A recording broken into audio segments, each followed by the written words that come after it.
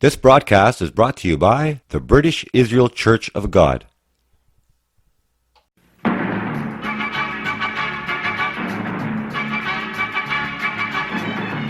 The Watchman program.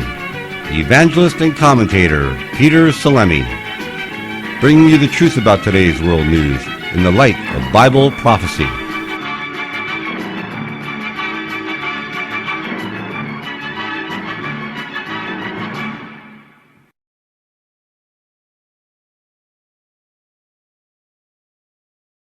Hi, Peter Salemi, and welcome to the Watchman program, sponsored to you by the British Israel Church of God.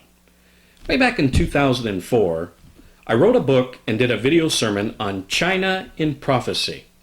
And way back then, I said that China would rival the United States of America as world power. And when we look at China today, we see China with double-digit growth in their economy every single year.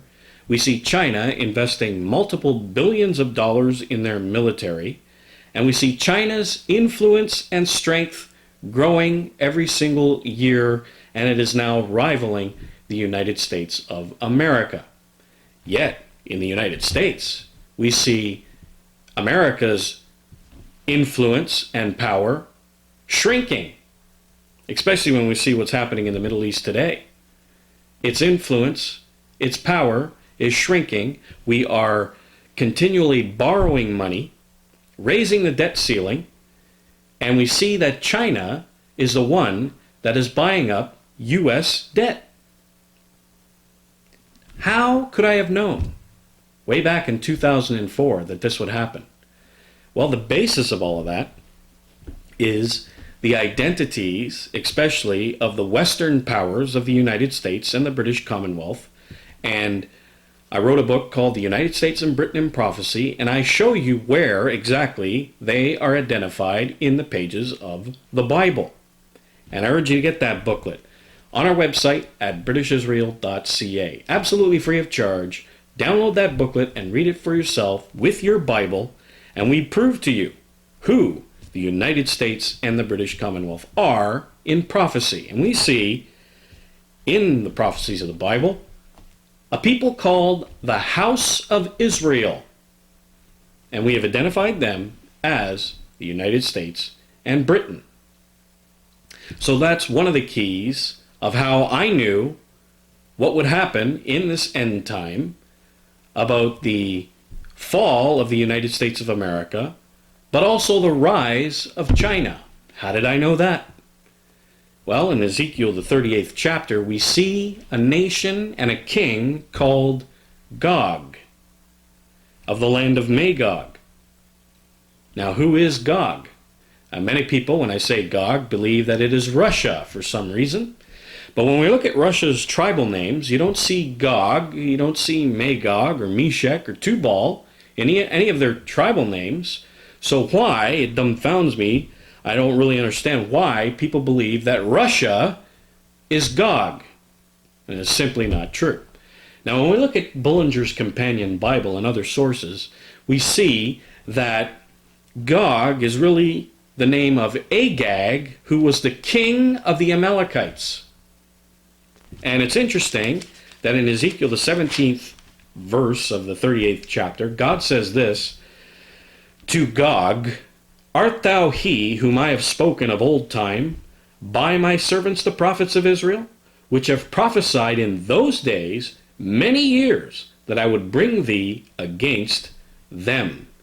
So there are ancient prophecies before Ezekiel that show that Gog would come up against Israel in the latter days. Do we see prophecies like that before the time of Ezekiel? Absolutely. We see them in Numbers, we see them in Exodus the 17th chapter, and we see them in Joel, and it is speaking of Amalek. Amalek, whose king was Agag or Gog.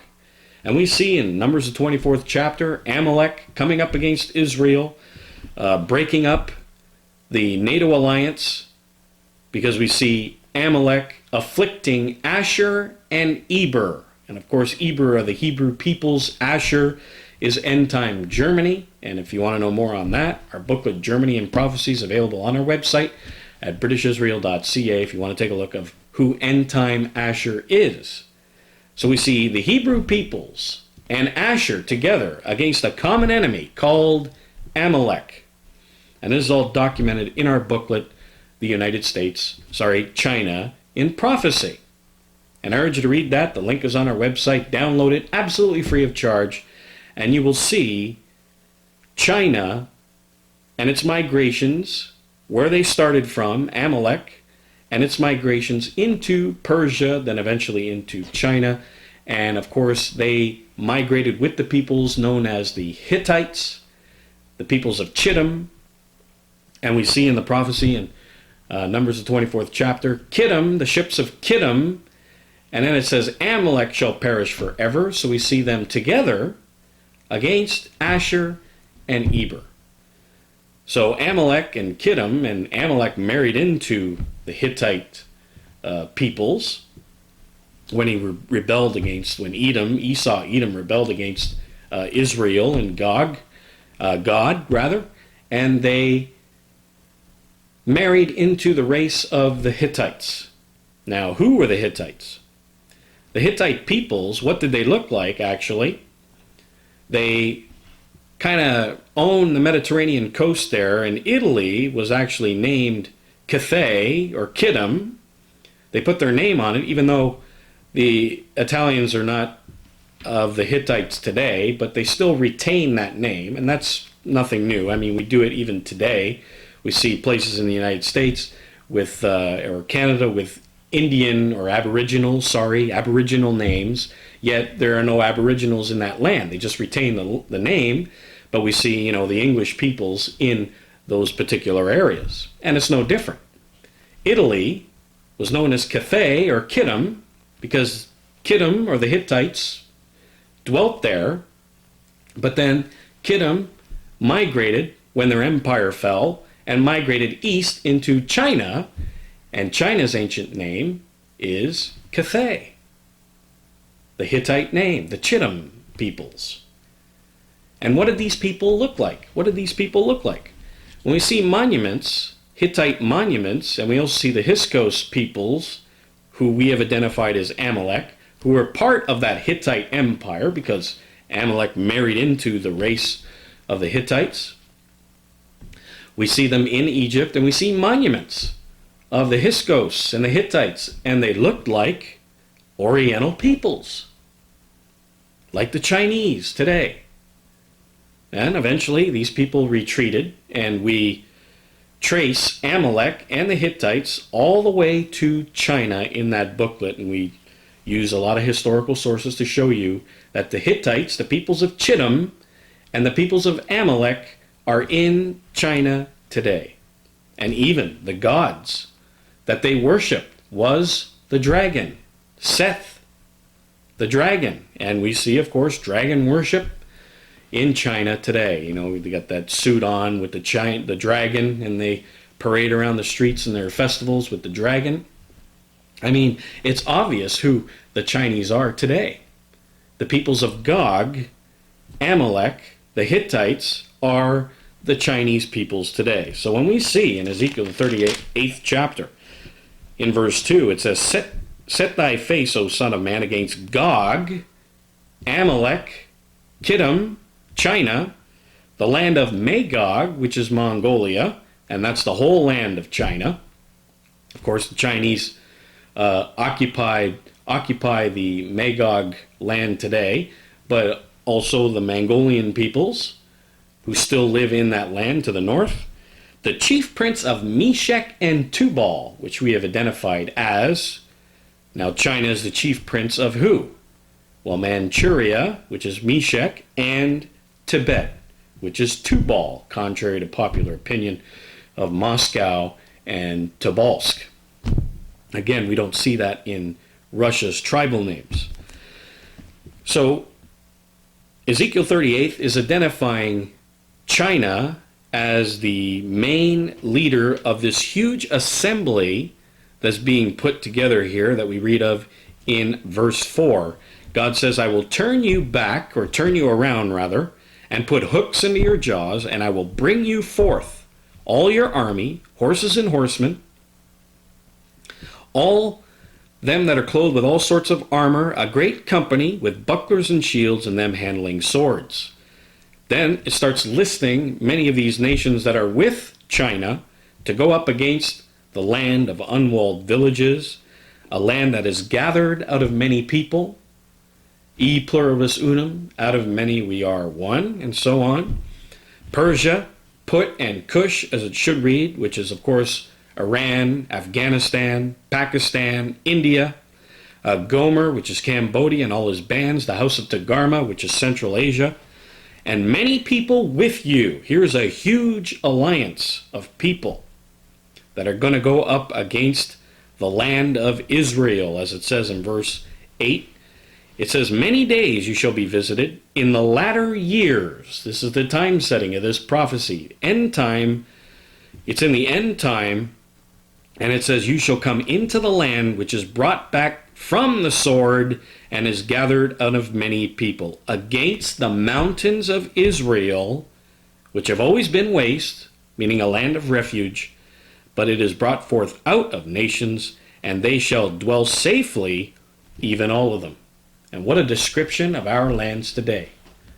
A land of refuge for many people, a land where they dwell safely, which we do, having neither bars nor gates, as it says in other verses of this same chapter. It is describing perfectly the land of the United States, but it says also the mountains of Israel, and a mountain is a symbol of a nation. So these are different nations of Israel, which are brought back from the sword, and that are gathered out of many people. And that describes perfectly New Zealand, Australia, Canada, the United States. These are the nations that God is talking about, which China will invade and take over. And think of it. China has bought up our debt. China is devouring our natural raw materials and resources.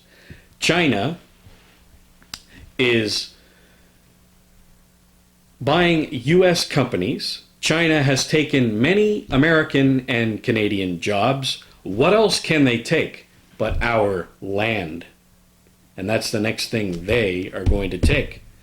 And here God says in verse 9 that it will ascend, verse 9, like a storm, like a cloud to cover the land. Here is an air assault that is coming, because God describes in Joel the 2nd chapter locusts that are going to come against his vine, which is Israel, and devour it all. And then it also talks about the palmer worm, the canker worm, which perfectly describes tanks. And it says it's his army, he calls it his army, that's going to come down and devour Israel. Now, we describe this all in our booklet, China in Prophecy. I urge you to get that booklet and read it for yourself. It's online on our website at britishisrael.ca. China in Prophecy, a very urgent and important warning that needs to go out to our people Israel today. And I can't stress that enough. We are the house of Israel. So I urge you to get that booklet, China in Prophecy, and I'll see you here next time on the Watchman program.